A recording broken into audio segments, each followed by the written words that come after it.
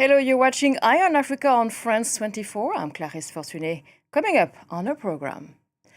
Algeria mourns the 11 people killed in a devastating fire at an orphanage outside Algiers. Questions remain over what sparked the tragedy. Investigators are examining whether a faulty air conditioning unit caused the blaze.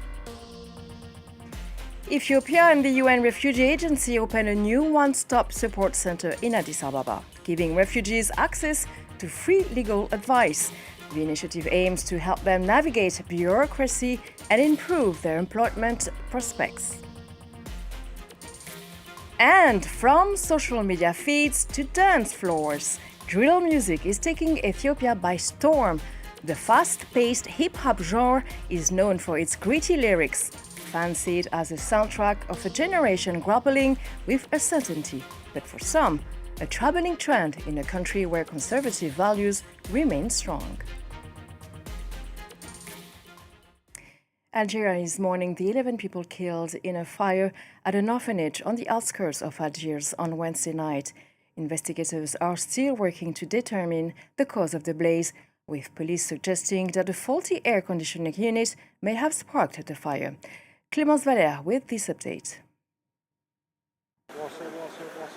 Praying in front of a row of coffins draped with the Algerian flag, Prime Minister Sifi Grieb and several members of his government gathered for the funeral of the orphanage fire victims. Earlier in the day, he met with several survivors of the tragedy who were being treated at a local hospital. On behalf of the President of the Republic and the members of the government, I would like to extend our sincere condolences to the families of the victims. We have issued all necessary instructions to ensure that the victims of the accident receive the best possible care. The fire broke out in this orphanage located in Mohammedia, a suburb of Algiers, on Wednesday night, claiming the lives of one teacher and 10 children.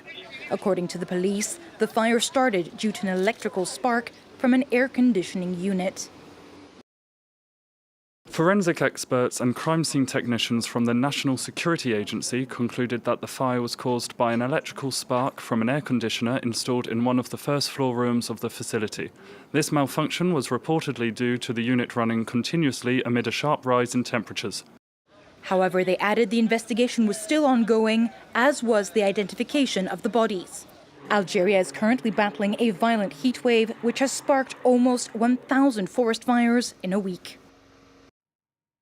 The UN Refugee Agency and the Ethiopian government have opened a new support center in Addis Ababa, offering refugees free legal advice and access to essential services.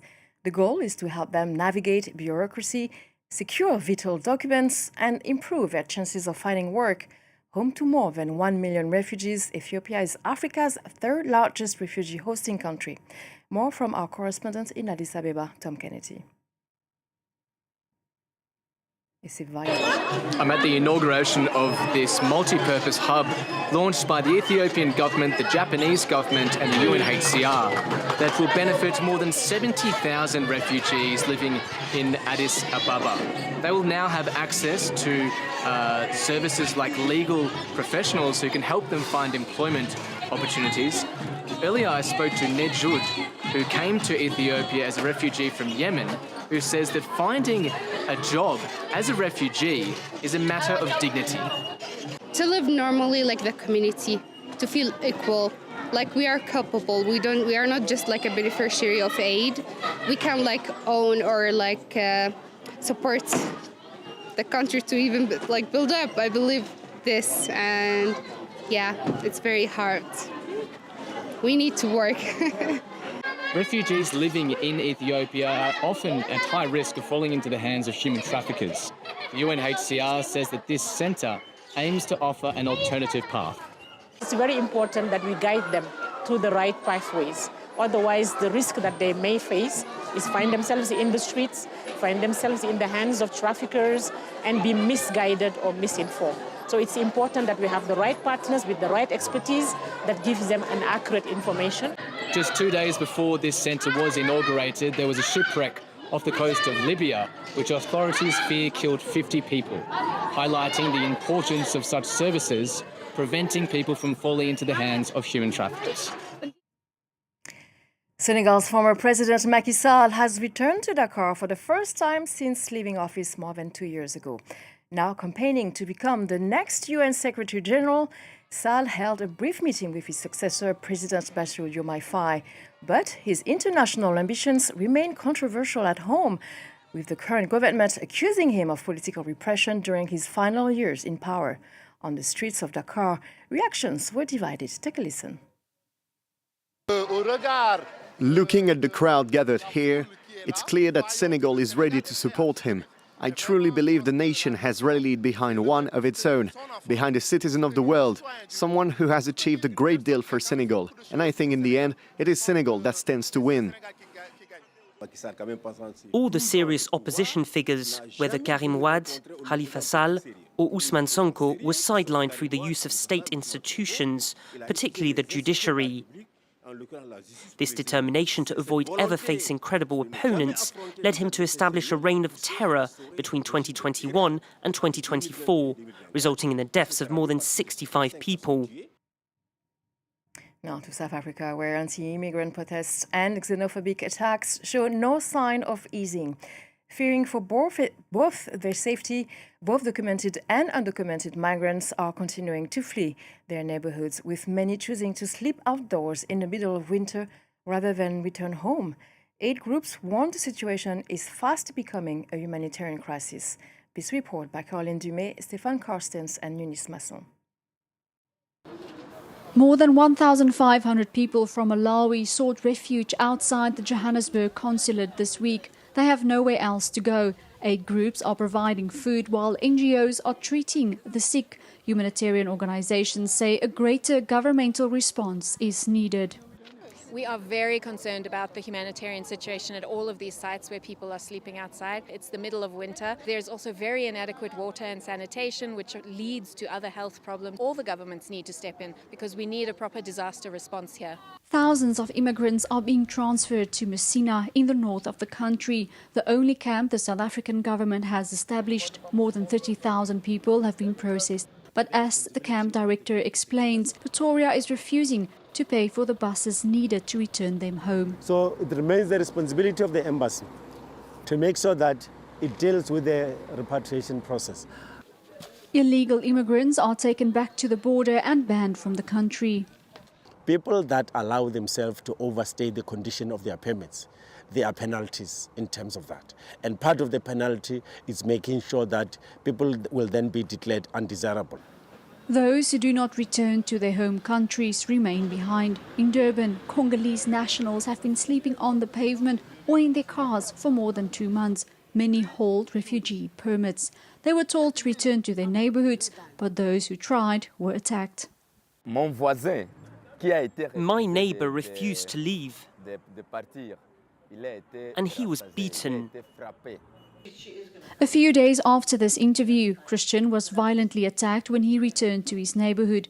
Human rights organizations say they are shocked that people with refugee status have been left without any protection. If these people were South Africans that had been hounded out of their homes for some reason or the other, what would have been the plan? So, I can't understand why the municipality or the provincial government is refusing to do anything. The humanitarian crisis caused by the xenophobic violence continues to worsen. The ICC presented its new semi-annual report to the United Nations Security Council. Investigators are closely examining crimes committed in Darfur, particularly those allegedly carried out by the paramilitary Rapid Support Forces. In February, the Office of the Prosecutor said that hallmarks of genocide were found in the region. Our regional correspondent Bastien Renouille has more. The deputy prosecutor said that significant progress were made and that they reinforced the conclusion that war crimes and crimes against humanity were committed in West Darfur and North Darfur when the Rapid Support Forces took control of the cities of El Geneina and El Fasher, the capitals of these two states. She says that the investigators listened to many testimonies and that they also used audio and video evidences. Now, now the goal is to link the crimes to senior perpetrators. But to do so, the ICC need more testimonies. So that's why in June, the Office of the Prosecutor started to air messages on local radios available in Darfur, messages in Arabic. These messages are also sent on WhatsApp group belonging to news outlets read by the Darfuri people. And soon, these messages will be sent as well in local languages such as Masalit, Fur, or even Zagawa. The idea is to encourage witnesses and victims to testify, of course, but also current and former perpetrators who would like to denounce a crime. It's possible for them to speak to the ICC. During her speech, the deputy prosecutor also said that so far the rapid support forces have not cooperated with the ICC, so it's impossible for them to work in Darfur, but it did not prevent the progress of her team. And finally, after her speech, the deputy permanent representative of Sudan at the UN Security Council spoke in front of the UNHCR, and he said that the government of Sudan, which is linked to the Sudanese military, of course, is concerned by the fact that so far no warrant has been issued, despite plenty of evidences. And he says that this reinforces the perpetrators' belief that they could escape punishment and then encourage further violations. Now, from social media feeds to dance floor, drill music is taking Ethiopia by storm. The fast-paced hip-hop genre, known for its raw energy and gritty lyrics, has rapidly crossed into the mainstream in Addis Ababa. Fans see it as a soundtrack of a generation grappling with uncertainty. Detractors see a traveling trend in a country where conservative values remain strong. Drill is definitely sparking debate. Tom Kennedy reports. Black and proud, no never bleach out. Man, I bad mind you, man, I bad mind them. Don't be lame, take me out of the frame. Me and them can never be the same. Born on the streets of Chicago, drill, known for its violent beats and lyrics, is resonating with Ethiopia's disenfranchised youth. Collective Trinity Lines Productions are rehearsing for a new music video. You know, the youth can actually express themselves, talk what they live and live what they talk also in the music, you know. We all need to express ourselves in ways that we can grow. About the struggle, you know what I mean, about the struggle, about the ghetto life, and about dreams, about the bigger dreams. These producers are helping 9 artists from the prominent drill collective add an Ethiopian sound to their albums. It's